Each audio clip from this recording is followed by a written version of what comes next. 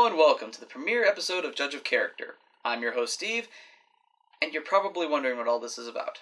Well, if you'll just allow me a moment of your time, I'll be more than happy to explain. You see, there are three basic but very important elements of storytelling. The first is the plot. The plot is your actual story. This could be anything from a dragon attacking a faraway kingdom and kidnapping the princess, to an alien that travels through time and space and helps people. The second element is settings. Settings are the locations in which your story takes place. These can be locations like Mars, hell, even your own backyard. The third, and to me, the most important element of storytelling, though, is characters. Characters are the people that inhabit your world. These can be your heroes, your villains, your damsels in distress, your sidekicks, the weird bald-headed guy in the background that talks about cheese. Congratulations, if you got that reference, you're as big of a geek as I am. Sorry. Anyway, the point of this show is twofold. The first is to take a closer look at individual characters in each episode. These characters can be from TV shows, books, movies, they can be old, they can be new. The whole point is just to take a look at each individual character and find out what makes them great, what makes them memorable, why do we enjoy these characters. The second objective of the show is far more important, and that's to celebrate fictional characters in general. I believe that any story, no matter how good, can fail if the characters are bad. You could have the greatest story in the world, but if your characters suck, the story's gonna suck. Period. Having said all that, I decided that for the first episode, I should start everything off with a bang, and talk about a character that anyone would recognize. This character is probably most well known for being the thorn in a certain Dark Knight's side, as well as possibly being the most insane character to ever walk off of a comic book page, all while looking like a clown. At this point, you probably know who I'm talking about already, but I'll still give an introduction anyway. Ladies and gentlemen, meet the Joker. First appearing in 1940 in Batman #1, Joker has since become the most recognizable villain in Batman's rogues gallery, as well as the most popular. But what is it about the character that we love? What is there to this guy that draws us to him? What's his story? What makes him tick? Well, kids, that's what we're here to find out. So sit back and enjoy as we learn more about the Harlequin of Hate, the Clown Prince of Crime, that Ace of Knaves, the Joker. There are two histories to the Joker. First, there's his real-world history, and then there's his in-universe history. In the real world, the Joker was created by Bill Finger and Bob Kane after Kane saw the film The Man Who Laughs, and was inspired by the visage of Conrad Veidt in said film. Or he was created by Jerry Robinson after Robinson took inspiration from a Joker card in a playing deck. The two stories are disputed, but I'll sum it up like this: Joker card and Conrad Veidt.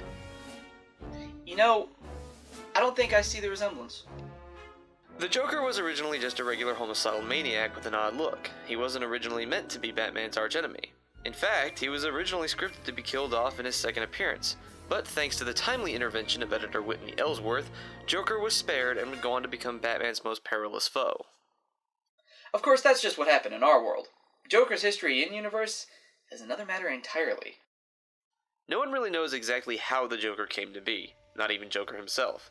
As he says in The Killing Joke, "Sometimes I remember it one way, sometimes another. If I'm going to have a past, I prefer it to be multiple choice."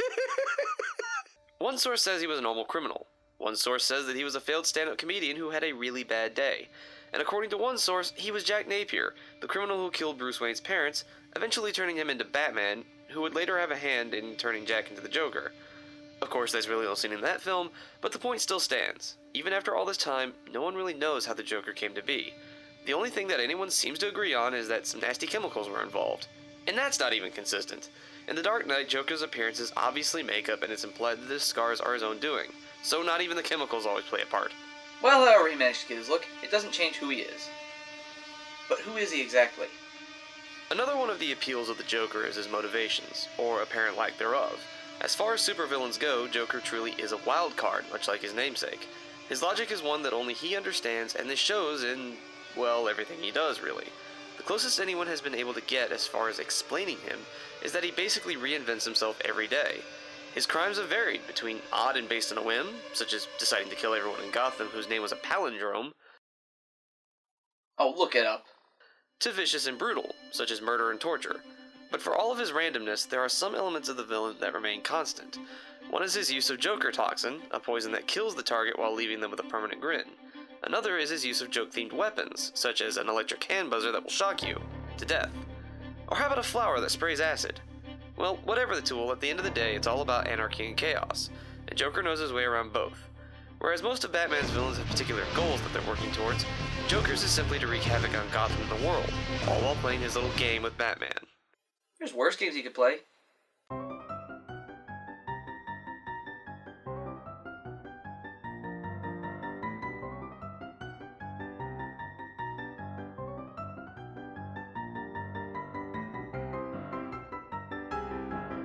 Over the course of 50 plus years, it's not hard to imagine that Joker has racked up an impressive resume of crimes in his mad spree against both Batman and Gotham. However, the two most memorable crimes have to be the paralyzing of Barbara Gordon and the death of Jason Todd. A Death in the Family is easily one of the most memorable Batman comics in the character's history, for both Batman as well as the Joker.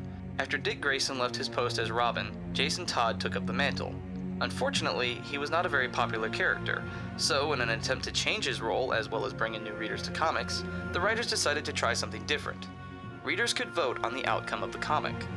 In this case, readers could vote whether or not Jason Todd would survive his encounter with the Joker. The votes were cast, and in December 1988, in Batman issue number 428, the Joker killed Jason Todd with a time bomb after brutally beating him with a crowbar. This is significant for several reasons. The comic itself is most memorable because of the hotline gimmick, and because this was one of the few comics that actually showed Batman, not Bruce Wayne, but Batman, in an emotional state. But the comic is most easily remembered for Joker's brutal murder of Jason Todd. Up until this point, this hadn't happened. The hero always triumphed. Now the villain had actually won. Todd's death would have a permanent effect on Batman, who would later have Todd's costume on display as a reminder to him, never again. Then there's the Killing Joke, which brought us another famous Joker crime, as well as one of the many possible Joker backstories. The Killing Joke is a one-shot penned by none other than Mr. Watchman himself, Alan Moore, and his amazing beard. The plot of the comic revolves around Joker breaking out of Arkham again. Only this time he decides to pay a little visit to the Gordons, which ends with Barbara Gordon, aka Batgirl, shot in the spine and paralyzed, which would continue in-universe for decades. At least until the New 52 anyway. After shooting Barbara, Joker then kidnaps Jim Gordon, taking him to an abandoned theme park Joker purchased earlier in the issue. Which makes me wonder just what in the hell this guy was thinking. Seriously! That's the friggin' Joker! How do you not recognize the Joker? He's the most prolific villain in all of Gotham City! Are you that much of an idiot? Do you have that much of a death wish? The only possible explanation I can have for this character is that he did recognize that it was the Joker, and prayed maybe that if he played along, Joker wouldn't kill him. Fat lot of good that did ya. Joker toxin at work, everyone! After arriving at the theme park, Joker attempts to break Gordon by stripping him naked and leading him through a ride that consists of pictures of his daughter's nude and broken body lying on the ground bleeding, all in an attempt to drive Gordon crazy and prove that everyone on Earth is really as crazy as he is, and that all it takes is one bad day to push a person over the edge. He even offers that this is exactly what happened to Batman. We all know the answer to that, don't we? As you can guess, Batman shows up and finds Gordon surprisingly not insane. He's still fine and tells Batman to bring him in by the book. The rest of the comic plays out with Batman beating up Joker and hauling him off to Arkham, but not before the clown shares a joke with the Bat that actually gets him to smile. A rather fitting, if disturbing, way to show that, despite their differences, Batman and Joker are very much alike. These two events, more than any others, help to show just how psychotic the Joker really is, as well as made it a personal battle between him and Batman by having him attack members of Batman's family. Of course, all this just happens in the comics, but you can't keep a character like the Joker to just one medium. Since his introduction in 1940, Joker has been in every medium and in almost every major Batman story, with the exception of stories that focus on specific villains, such as Mr. Freeze or Poison Ivy. He's been portrayed by Cesar Romero, Jack Nicholson, Heath Ledger, and even Luke Skywalker himself, Mark Hamill. Almost all of these portrayals swing back and forth between having the Joker being nothing more than a prankster and thief, and being a complete monster. For instance, Jack Nicholson's portrayal of the Joker in Tim Burton's Batman leans more towards the over-the-top psychopathic trickster, using hand buzzers and joke pistols, whereas Heath Ledger's Joker is definitely the more straight-up psycho, with a twisted and deranged sense of humor. Then there's Mark Hamill's interpretation from Batman the Animated Series, which tends to combine both the trickster persona and the mentally deranged killer persona, as well as having one of the most disturbing laughs of them all. Mother!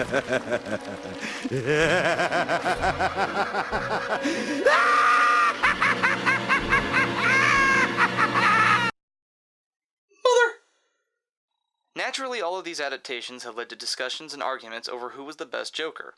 I'll let you guys argue over that one. Personally, it's a matter of apples and oranges to me. Each version of the Joker is memorable for various reasons, so I can't pick a best out of them all. And what does it matter anyway? The character of the Joker goes beyond adaptation. He's the type of character you can enjoy no matter who plays him. And have you noticed how as time goes on, with every actor that plays him, Joker got darker and darker and darker? Just a thought. In addition to everything I just said, there's also the symbolic aspect of the character. In any good story, there's confrontation. Two opposing forces working against each other. Black versus white, good versus evil, and so on. This is also true with Batman and Joker. Their color schemes are just one of many of the more simpler examples. Batman is always portrayed in dark coloring so as to help him blend in with the darkness and terrify his foes, whereas Joker is always dressed in bright garish colors, mainly purple, as a way of accentuating his clown-like nature and his love of the spotlight and theatricality. But then there's also their motives. Batman stands for justice and vengeance, while Joker is an agent of chaos and evil. If you want to go a step further, you could say that their sanities are also polar opposites. Batman is certainly unhinged somewhat, as he is a full-grown man running around dressed as a bat. But he uses this to help the city of Gotham, whereas Joker uses his psychopathic tendencies to wreak havoc and destruction. In short, Batman and Joker are polar opposites of each other in almost every respect, and it's this opposition that creates such memorable stories and drama. As the man himself said,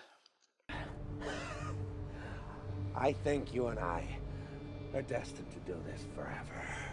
the Joker is a deranged maniac whose crimes swing between oddball and vicious with a personality to match. The kind of character who, no matter what he's doing, always makes a story 1,000 times better. And in the end, that's what this show is all about. Celebrating those fictional characters that enrich our lives and our imagination, in addition to providing us with countless hours of entertainment. I'm your host, Steve, reminding all of you, stay in character.